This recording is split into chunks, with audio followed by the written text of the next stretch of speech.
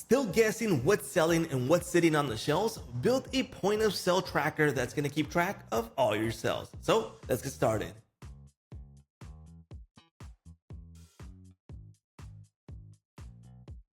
Keeping track of sales is not an easy task, especially when you are requiring specific tasks like knowing what's selling, what's not selling, what to order in the future, and all that will be possible to build here on Knack.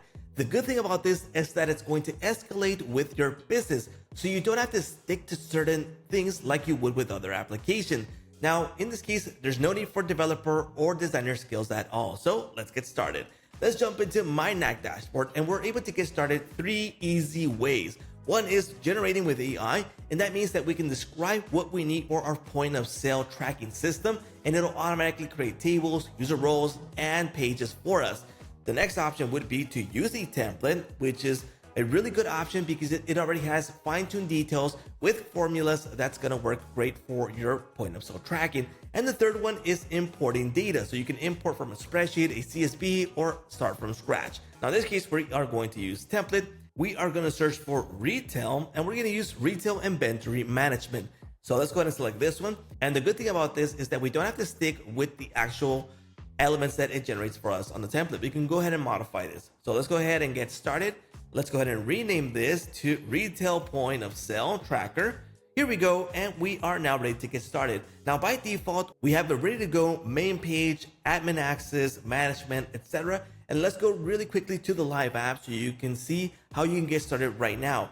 So in this case, we are able to log in as the admin and the manager. So you'll have the login credentials based on the user roles that can log into those sections.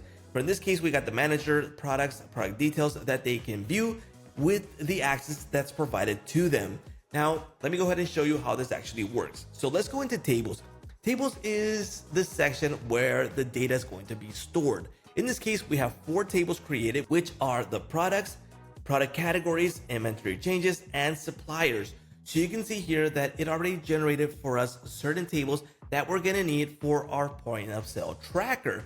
Now you can see here that there's already fields pre-populated that helps us understand how this is going to work. Now you can see here that there's some formulas going on here where there's a sum of the items added, sum of the items removed, and the stock quantity. There's already a formula here. You can see the sum of items added, the removed, and the stock quantity. Now let's just say that we need a specific field because it wasn't added here in the template. Well, let's go into fields. We can view the fields right here, but I can add a brand new field. There's several options for the data type of information that we need to add here. Maybe you want to provide a rating for this to have like a personal rating system to understand how the stock is going to perform. So I'm going to say rating for this. Let's go ahead and save it. Here we go for certain products. So for example, I can say in this case, the blender is going to be 4 stars, and I can go ahead and add more fields if I need to have more information. Same thing goes with the rest of the tables. So as I mentioned before, it escalates with your needs. And if you need a brand new table, just go ahead and click on table. Let's go ahead and not save this. We're just testing. And we can create a table based on a Google Sheet. So if you are using a different point of sale and you want to bring in that data, go ahead and use a Google Sheet by exporting it over there. Or maybe you export it on a CSV, grab it and bring it inside of here, or use a pre-made table or start from blank.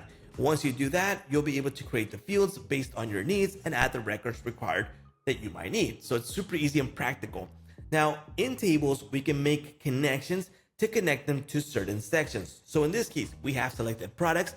They are connected to categories and suppliers, and there's inventory changes formula going on right here. Now these are super easy to create. Just go ahead and add a new connection and go through these steps. Now there's also validation rules, conditional rules, and tasks that we can create here to automate certain processes available for tables. Now in user roles, in this case, we have 2 users. We got admin and managers. Maybe we need to add a new one. We can go ahead and click on add a role really easily and add the fields required for them, and then provide the page access. So for example, I'm going to choose the admin. Here's one of the admin details. If I need to add a brand new admin, I'll click on add user, add the details, and they'll be able to log into the admin section. These are the fields required for the admin, which are pretty much basic, but you can add more details in case you need to have those in the records here, okay? And page access for the admin, you can see that the admin has access to all these sections available.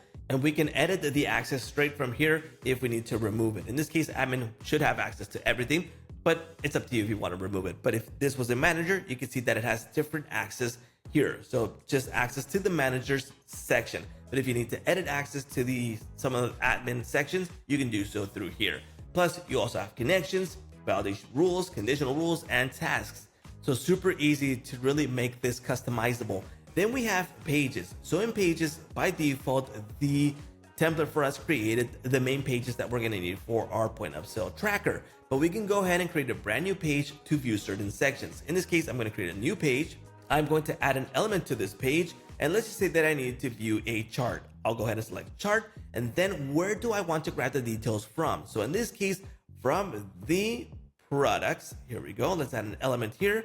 And here we go. So we got one blender, one desk chair. But if we had different quantities here, different type of details for the chart, we'll be able to view it here. If I need to add another element, I'll be able to add more charts, change titles and descriptions, and really customize the look of this page. Once I'm done, I'll be able to lock it and I'll be able to connect it to different sections of the user roles.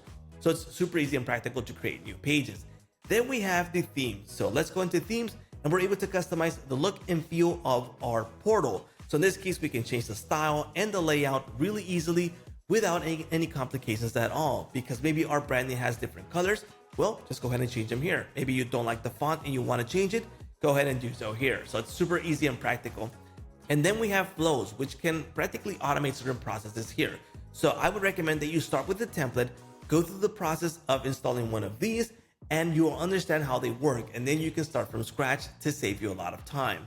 Then I recommend that you go into settings, go through all the options, and set it up the way you need. But you can see it's super easy to get started and build a live portal right now here on Knack with no coding skills at all required. So definitely get started now, sign up, and build your point of sale tracker right now. And that's a wrap.